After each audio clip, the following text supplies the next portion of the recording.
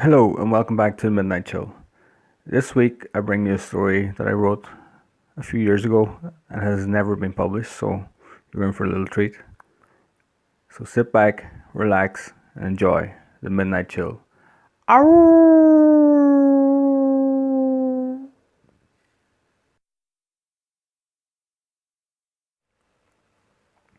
A family secret.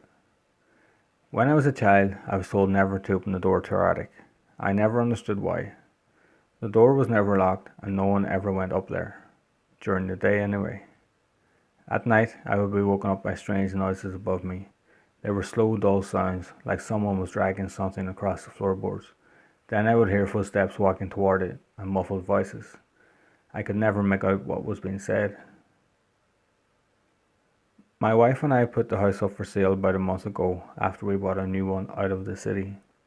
We'd been cooped up in the filth too long and were desperate for some country air, especially now with a little one on the way. She was over the moon and fell in love with our new house instantly. So did I. But there was part of me still attached to the old one. I didn't want to be rid of it forever. It was like there was an invisible restraint around my heart and I couldn't understand why. When the estate agent called and told me they were taking the house off the market and that they didn't want our business, I knew something was seriously wrong, and it had nothing to do with the disgust in his voice. When I asked what had happened, he told me to fuck off and then go look for myself. Then he slammed the phone down. I know he slammed it because he missed the disconnect switch and had to try a second time. I arrived at the house a little over an hour ago. I did not tell my wife what had happened. I wanted to see why it had first. I walked in and everything on the ground floor was grand. No reason to explode at your client. So I headed upstairs. I looked in all of the rooms and nothing gave any indication of why he acted like that. Then I remembered the attic. I walked slowly towards the stairs leading up to it. In all the years of my life, I'd never once been up there. When I was a kid, I wasn't allowed. When I was a teenager, I didn't want to. And when I got into my 20s, I forgot all about it. Then, when my parents passed and we moved into the house, we never had any reason to. Until now, that is. I can see the attic doors open, and there's an unpleasant smell drifting out.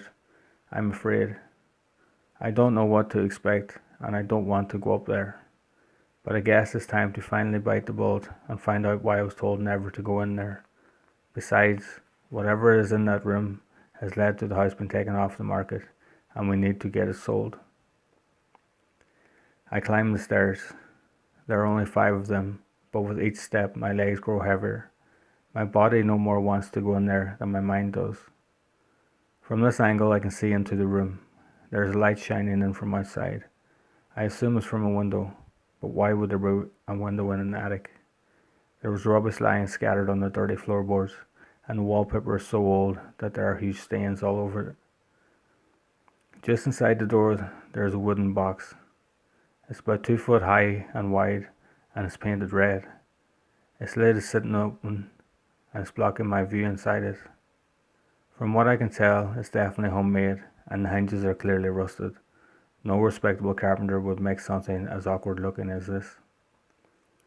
The smell coming from the room is now almost unbearable, and my sleeve isn't doing much to block it out.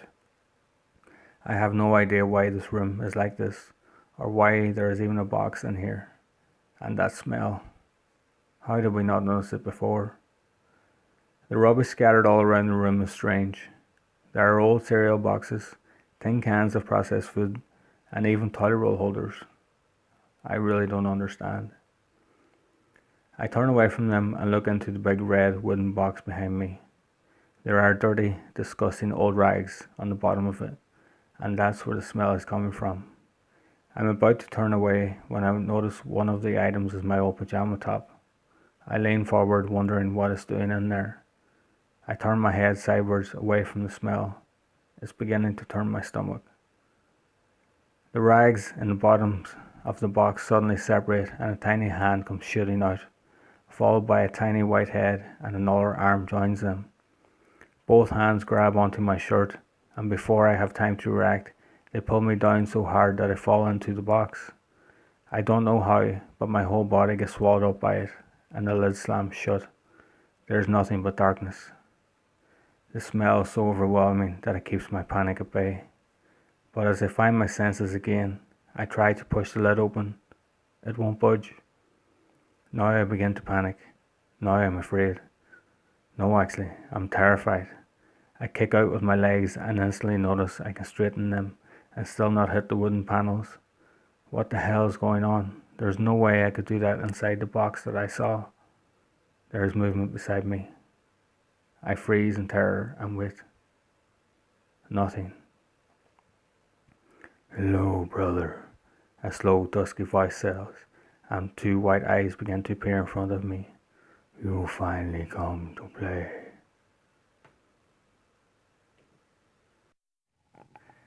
That's it, guys. Thanks for listening. And if you like what you heard, don't forget my books, Love's Curse and Strings, are available to buy on Amazon. Or if you'd like a few more tasters, then I'll be back next Tuesday. Until then, ahoy.